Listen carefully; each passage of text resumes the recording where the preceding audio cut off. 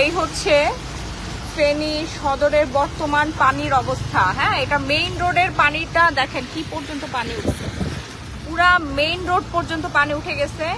আমরা যখন আসছি তখন একটুও পানি ছিল না, অলরেডি এখন পুরো মেইন রোড পানিতে ভরে গেছে। দেখেন, আল্লাহ জানে যারা ভেতরে আছে তাদের কি অবস্থা। আমরা ভেতর পর্যন্ত হচ্ছে ত্রাণ নিয়ে যাওয়ার চেষ্টা করতেছি। ও মাই গড, কি পরিমাণে মানুষের কত ভোগান্তি। ও আল্লাহ, আপনারা সবাই দোয়া করেন। 1 কিলোমিটার হবে না জেলা হেডকোয়ার্টার থেকে। আমরা হচ্ছে সরকারি গাড়ি পেয়েছি, জেলা প্রশাসন থেকে হচ্ছে আমাদেরকে গাড়ি গিফট করেছে।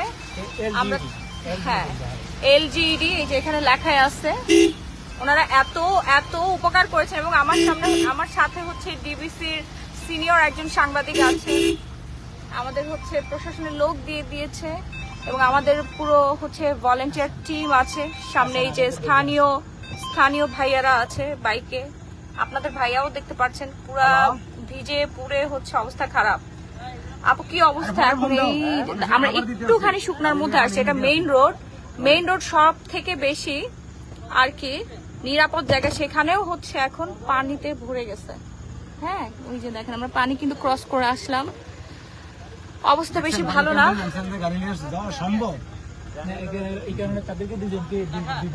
ওই যে আপনাদের ভাইয়া এখানে স্থানীয় মানুষদের সাথে ওনারা আমাদেরকে হেল্প করতেছে। আমাদের অলরেডি 100টা মতো পার্সেল দেওয়া হয়ে গেছে, আরো 150 পার্সেল নিয়ে বের হয়েছি আমরা, আরো পার্সেল আছে। সবার কাছে পানি, খাবার পানি দিতে হবে। এখানে কোনো বিদ্যুৎ নাই, আমার মোবাইলে হচ্ছে কোনো কারেন্ট নাই, কিচ্ছু নাই। আমরা কোথায় থাকবো কিচ্ছু জানি না। আপু আমরা রেস্কিউর জন্য বের হইতে পারি নাই, ঠিক আছে। রেস্কিউর জন্য হচ্ছে বোর্ডের যে ব্যবস্থা করা হয়েছিল, আরো কিছু স্বেচ্ছাসেবিকরা আসছিল, তারা বের হয়েছে 3টা বোর্ড নিয়ে। আমরা ত্রাণ দিচ্ছি। এখন যাদেরকে রেস্কিউ করা হয়েছে তারা কি খাবে, তাই না? তাদের কথা চিন্তা করতে হবে। তারা মনে হয় যে একজন 1-2 দিন পানি না খেয়েছিল, কারণ তারা গ্রাম থেকে তাদেরকে রেস্কিউ করে শহরের দিকে আনা হয়েছে। এই যে দেখেন বর্তমান গ্রামের অবস্থা। ভাই আমরা এখন ফেনীর কোন জায়গায়? ফতোয়াপুর রেলগেটের এই অবস্থা, আরো ভয়াবহ অবস্থা, আরো খারাপ অবস্থা। আমরা একটু উঁচুর দিকে যাচ্ছি, এতক্ষণ নেটওয়ার্ক ছিল না, সেজন্য আমি লাইভে আপনাদেরকে দেখাতে পারি নাই। পরশুরাম দিকে যান। আপু আপনারা বাসায় বসে বলতেছেন, আমার পাশে একজন সিনিয়র সাংবাদিক আছে ডিবিসির, ঠিক আছে, ওইদিকে খুবই খারাপ অবস্থা। সেনাবাহিনীর প্রোটোকল যারা প্রশিক্ষণ প্রাপ্ত সরকারি লোকজন তারাই যেতে পারতেছে না। খুবই খারাপ অবস্থা, খুব ভয়াবহ অবস্থা। এই যে দেখেন লাইফ জ্যাকেট পরে অনেক স্বেচ্ছাসেবী ভাইয়েরা আছেন রাস্তায়। অন্ধকার, পুরোটা অন্ধকার, কারোর হাতে কোনো লাইট নাই, কোনো টর্চ মোম কিচ্ছু নাই। আমাদের হচ্ছে এই যে সরকারি গাড়িটা আমরা পেয়েছি, আলহামদুলিল্লাহ। ফেনীর জেলা প্রশাসককে আমি অনেক অনেক অনেক ধন্যবাদ দিব, উনি আমাদেরকে ম্যানেজ করে দিয়েছেন। মানে এটা পুরাই একটা পাওয়া, আমি সারাটা জীবন মনে রাখবো আমাদেরকে হেল্প করার জন্য। না হলে আমরা এই মানুষদের কাছে আসলে পৌঁছাতে পারতাম না। তো আমরা যাচ্ছি, একটুখানি শুকনা পাইলাম। এতক্ষণ পুরোটা রাস্তা কিন্তু ছিল যে সামনে আসছে আবার পানি। দেখেন এটা কিন্তু সব থেকে উঁচু জায়গা না, এই জায়গাটাই হচ্ছে খালি উঁচু হয়ে আছে, সেই জায়গাটা এখন পানিতে ভরে গেছে। আয় আল্লাহ, আমরা অনেক বেশি রিস্কে আছি। দেখেন আমাদের গাড়ি, আল্লাহ না করুক, আপনারা সবাই দোয়া করবেন আমরা যেন সেফলি মানুষের কাছে খাবারটা পৌঁছায় দিতে পারি। অ্যাটলিস্ট খাবার, পানি, শুকনা খাবারগুলো পৌঁছাইতে পারি। এই খাবারগুলো পাইলে ওরা অ্যাটলিস্ট একটা পরিবার 1 সপ্তাহ ধরে সার্ভাইভ করতে পারবে, জীবন বাঁচায় রাখতে পারবে ইনশাআল্লাহ। আপনারা সবাই দোয়া করবেন, আপনাদের সবার দোয়া কাজে লাগবে। লাইভটা বেশি করে শেয়ার করে দেন। যাদের খাবার দরকার, খাবার পানি দরকার, আমরা ট্রাক ভরে নিয়ে বের হয়েছি। আরো জেলা প্রশাসকের কার্যালয়ে অনেক খাবার রেখে দিয়েছি।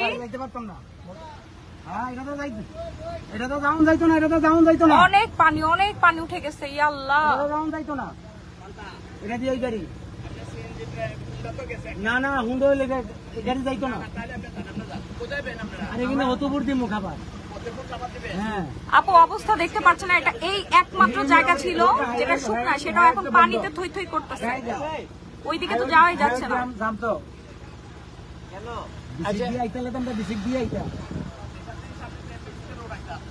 আছে তো বুঝি এটা অনেক আপু সব জায়গায় যাওয়া যাচ্ছে না তো আপু, আমাদের কাছে তো হচ্ছে বোর্ড নাই, নৌকা নাই। ফেনী তো নদী প্রবণ এলাকা না, এখানে কোনো নৌকা নাই, কোনো বোর্ড নাই, সবাই নৌকা বোর্ড ট্রাক করে ভাড়া করে নিয়ে আসছে। আচ্ছা আচ্ছা শিমুলকে ডাকেন, শিমুল ভাইয়া ভাইয়া একটু শিমুলকে ডাকেন, শিমুল। হ্যাঁ বুঝি আমরা আমরা আমরা কোনো বুদ্ধি করতে পারি কিনা ডাকি। আপু খাবার দরকার আছে, উদ্ধারের দরকার আছে, সবকিছুর দরকার আছে আপু। উদ্ধারের কাজে মানুষ আছে, অনেক মানুষ আছে, অনেক স্বেচ্ছাসেবীরা আছে। সেটাই তো, এখানে অনেক পানি, আমরা ব্যাগ চলে যাই না। এখানে গাড়ি যদি একবার নষ্ট হয়ে যায়, আল্লাহ মাফ করুক আল্লাহ। আমার পিছনে কতগুলো মানুষ আছে জানেন, 20 জন মানুষ। পানি যা ছিল তার চেয়ে আরো পানি বাড়ছে, আর এটা তার ভালো রাস্তা, এটার থেকে এটা 3 ফুট ডালু, এখন গেলে একদম ঢালু, অনেক স্রোত, এদিকে অনেক স্রোত। শিমুল আমরা বিপদে পড়ে যাব। আমরা হচ্ছে শিমুল আমরা কি কোনো সিএনজি দিকে শুনতে? ওদিকে ঢুকা না ঢুকাটা ভালো হবে, আমরা কিছু সিএনজি নিয়ে আসি। হ্যাঁ এটা ভালো হবে। হ্যাঁ আপনারা একটু ভিতরে যান, যে ওইখানে যারা আছে তাদেরকে একটু বলেন, তারা কষ্ট করে আসতে পারবে, মানুষ পায়ে হেঁটে আসতে পারবে। আসবেন। হ্যাঁ আর কেউ পায়ে হেঁটে আসলো কষ্ট করে। জায়গা রাখি নিয়ে আমাদের সাইক্লোন সেন্টারটা যেখানে, ওখান থেকে হেঁটে এতটুকু আসবে না মনে হয়। এখন ওটা তো জানো, এটা তো অনেক দূরে আছে। আর পার্শ্ববর্তী যে এরিয়া আছে ওটাতে হলেও তাও মানুষ কিন্তু কিছুটা হলেও এদিকে আসতে হয়। আমাদের সাইক্লোন সেন্টারটা একদম মিডলে, এখানে ওইদিকে আরো 4-5টা 6-7টা গ্রামের মানুষ এখানে আছে, এরা এদিকে এই পর্যন্ত আসবে না, কারণ সারাদিন পানিতে ছিল। এরা বাইক নিয়ে তো যাওয়া সম্ভব না, না বাইক নিয়ে যাওয়া সম্ভব না মনে হয় না। একটা চেষ্টা করে দেখেন না। এখন আমরা সিএনজি যাবে নাকি? সিএনজি মানে আপনারা যদি বা আপনি যদি হয়তো দিলে কিছু দিতে পারেন, হয়তো একটা চেঞ্জ করে নিয়ে যেতে পারে আপনাদের সাথে একজন গেলে ওখানে। হ্যাঁ কিছু পিক আপের জিনিস তো ভাইয়া সিএনজিতে নেওয়া সম্ভব না, বেশি তো এখন দিতে পারতেছি না। সিএনজি যদি যেতে পারে পিক আপটা আরো কি যেতে পারবে। ওটা কি যাবে না সিএনজি দিয়ে? তারপরে সিএনজি না, এত বড় রিস্ক নাও যাবে না তো, এতগুলো মানুষ। কিন্তু আমরা আর ঢুকতে পারবেন না, আমাদের ফেনী কিন্তু পৌরসভা এখান থেকে শুরু, পৌরসভার এই জায়গাটা পর্যন্ত এই কন্ডিশন, আপনারা ওদিকে ঢুকতে পারবেন না। কোথাও আছে কিনা? আরো বেশি হবে। ওদিক থেকে মাত্র আসতেন না, মনে হয় না ওইদিকে আবার ঢুকতে পারবে। ওইদিকে টাং রোড থেকে যাওয়া না, ওইদিকে আছে, ব্যবস্থা আছে। তাইলে হয়তো আপনার টাং রোডে যদি ওইদিকে আপনারা একটা কাজ করেন, যদি এখন প্রচুর পানি বেড়ে গেছে, অনেক পানি। আল্লাহ, হ্যাঁ এটা কালকের জন্য শিডিউল দেন। ওনাদের আগে সেফটি দেন, না দরকার নাই। যেমন গতকালকে অনেকটা সামাজিক সংগঠন যারা করে, এরা অনেকে কিন্তু এখানে গেছে আবেগ দিয়ে চিন্তা করা যাবে না। আমরা ব্যাগ কি চাই, ব্যাগ আমরা শুধু আফুরা রাজু আমরা 10-20 প্যাকেট আসছেন, যেহেতু কি নিতে পারবেন না? এখন কাকা আমার মনে হয় জানি সবচেয়ে বেটার হয়, অনেকজন আসছে ওখান থেকে দূর থেকে, ওনাদের আগে একবার থাকার ব্যবস্থা করেন, আপাতত আমরা পরবর্তীতে এগুলো বিতরণ করতে পারবে। কিন্তু কন্ডিশন যে খারাপ, অনেক খারাপ। অনেকজন কিন্তু গত 2 দিন আগে ছাগল নিয়ে থেকে এখনো ফিরে আসে নাই, আসতে পারবেন খোঁজও পাইতেছি না আমরা। আবার আমাদের ওই যে ফেনী সামাজিক সংগঠন যারা করে, এরাও কিন্তু অনেকজন কিন্তু উদ্ধার কাজে গেছে, এখনো ফিরে আসে নাই। আগে হচ্ছে ওনাদের একটা সেফটি দেন, ওই আল্লাহর মতো ফেনি গেলে বাস স্টেশন বা ওদিকে যে উঁচু জায়গা যেটা আছে ওখানে একবার এদেরকে ইয়া দেন, এর পরবর্তীতে আমরা ওখান থেকে বিতরণ করি। আমরা ডিসি অফিস থেকে নিয়ে আসেন, সমস্যা নাই, ওটা যেখান থেকে দেন। আমরা ডিসি অফিস পানি, অনেক পানি রাখি এখানে, অলরেডি পানি বেড়ে গেছে। আপনারা সবাই চলে, আপনাদের তো সেফ জন্য যাইতে হবে। আমরা ডিসি অফিসের সামনে যাই, এটাই ভালো। হ্যাঁ ওদিকে চলেন কাকা, ওদিকে আমরা পানির পানিতে ঢল। ছিল, পানিতে ছিল। সময় আছে না, এক ফাঁক যেতে পারবেন নি? আমরা এখন ওদিকে যেতে পারবি, ওদিকে যাবি টাউনের দিকে। টাউনে বোধহয় ডিসি অফিস। প্রচুর পানি বাড়তেছে, পরে গাড়ি নিয়ে যেতে পারবো না, পায়ে হেঁটে যাইতে হবে। আমাদের মোটরসাইকেল আছে, ডিসি অফিসের পিছনে যাবেন নি? ভাই ডিসি অফিসে এখন আসতে বলে, পানি বাইরে গেলে আমরা যাইতে পারতাম না। হ্যাঁ বড় একটা ট্রাক হইলে অনেক, অলরেডি 9:16 বাজে, 9:16 বাজে। আমরা ব্যাগ যাই ভাইয়া, বুঝছেন? ওই দেখেন, ও মাই গড, পুরা মনে হচ্ছে এখানে নদী। আমরা ডিসি অফিসে যাবো গা। হ্যাঁ ওইদিকে আরেকটা ইয়ে আছে না, মাদ্রাসা, ওইখানে অনেক মানুষ আশ্রয় নিছে, একদম পুরা ওইদিকে নাকি একটু পানি টানি নাই। বাবা রাহো না, আমি তো ফয়সালা না। প্রচুর পানি বাড়তেছে এখানে, থাকা যাবে না। সরেন, ওই দেখেন ওইদিকে মনে হচ্ছে পুরো আস্তে একটা নদী। হায় আল্লাহ। চলে যাচ্ছি। হ্যাঁ, আমাদের সেফ জায়গায় যাইতে হবে দেখেন, না হলে আমাদের গাড়ি যদি আল্লাহ না করুক, আপনারা সবাই মিলে দোয়া করেন। দেখেন অনেক মানুষ এখানে, আমরা তো এখানে 3 জন আছি পিছনে, এটা সরকারি গাড়ি পেয়েছি আমরা, পিছনে আরো হচ্ছে 20 জন মতো আছে, ভলেন্টিয়ার আছে, ছোট ছোট বাচ্চারা, জাহাঙ্গীরনগর স্টুডেন্টের ছোট ছোট বাচ্চারা আসছে। এদিক দিয়ে যাওয়া যাবে? আমি তো ডিসি অফিসে আসছি না, যাইতে পারিনি, বুঝছেন? এখন এই দেখেন পানির অবস্থা, এই যে মানুষের ভোগান্তি, আজ আল্লাহ দেখেন মানুষের কত ভোগান্তি, কোনো গাড়ি নাই, কিচ্ছু নাই। তখন দেখলাম ছোট্ট একটা বাচ্চা, মনে হয় 1-1.5 মাসের বাচ্চা নিয়ে হেঁটে হেঁটে যাচ্ছে তো মানুষ। ঠিক আছে, ফোনে কথা হবে।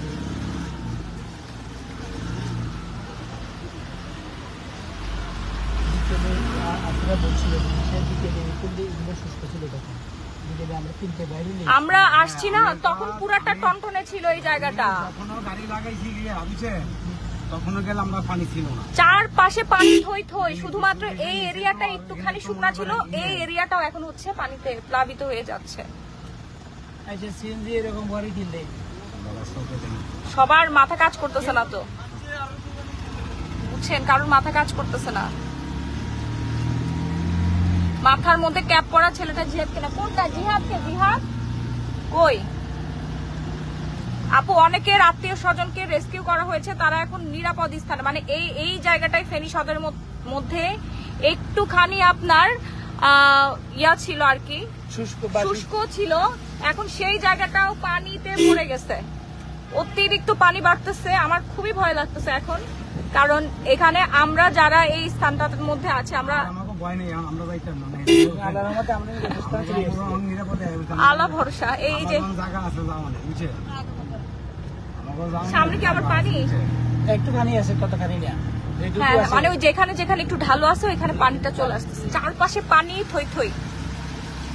আপু নেট কিভাবে? আপু আমি জানি না, নেট এখন পাইছি সেজন্য আমি লাইভে চলে আসছি। আপনারা অনেকে আমাকে টেক্সট করতেছেন, অনেকের আত্মীয় স্বজন আছে, অনেকেই পাচ্ছেন না আত্মীয় স্বজনকে, অনেকে কান্নাকাটি করতেছেন, আমি এইখানে আসছি, অনেকে আসতে পারতেছেন না, সেজন্য আমাকে বারবার আপনারা বলতেছেন যে আমাদেরকে লাইভে দেখান কি অবস্থা। এখানে অনেক স্বেচ্ছাসেবকরা আসছে, অনেককেই দেখেছি। আমরাই মনে হয় আগে আসছি না ভাইয়া, আমরাই আগে এসে পৌঁছাইছি। আমরা আসলে রেস্কিউর ব্যাপারে সেরকম কোনো মানে ধারণা ছিল না, মনে হয় বাংলাদেশে এই প্রথম যে কোনো এলাকায় কোনো নৌকা নাই, মানে এমন একটা এলাকায় বন্যা হয়েছে যেখানে কোনো নৌকা নাই, কোনো স্পিড বোট নাই, এখানে কোনো নদী নাই, তো নৌকা কোত্থেকে আসবে, স্পিড বোট কোত্থেকে আসবে? চিটাগং থেকে, নারায়ণগঞ্জ থেকে, বিভিন্ন জায়গা থেকে ট্রাক ভরে ভরে হচ্ছে স্পিড বোট নিয়ে আসছে, যেসব ভাইয়েরা নিয়ে আসছে এবং যারা গিফট পাঠিয়েছে তাদেরকে অসংখ্য ধন্যবাদ।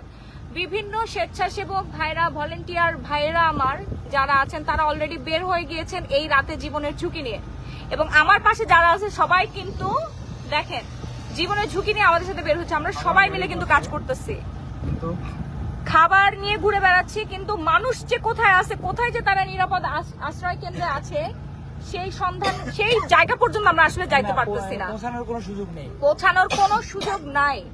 এত পরিমাণে পানি, এতগুলো খাবার নিয়ে আসলে ট্রাক ছাড়া যাওয়া কোনোভাবেই সম্ভব না। আর পানি তো আপনারা দেখতেই পাচ্ছেন, আমরা তো বেশি পানির মধ্যে নামি নাই, পানি কোমরের থেকেও বেশি। হ্যাঁ, এখানে কারা? এখানে মাদ্রাসা নেই।